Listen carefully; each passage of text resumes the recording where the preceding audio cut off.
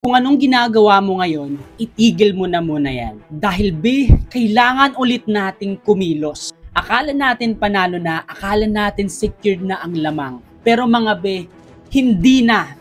Hindi na mga Ngayon, habang pinapanood mo ito, nahigitan na tayo ng Vietnam.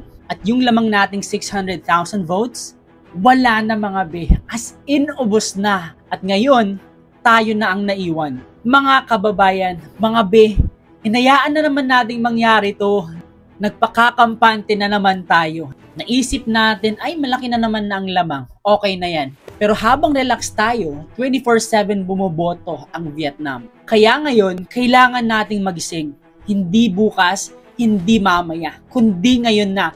Ibalik niyo yan sa number 1. Na-secure na natin ang media package for hitting the first candidate to hit 1 million votes. Hahayaan ba nating maagaw ang number 1 spot sa People's Choice?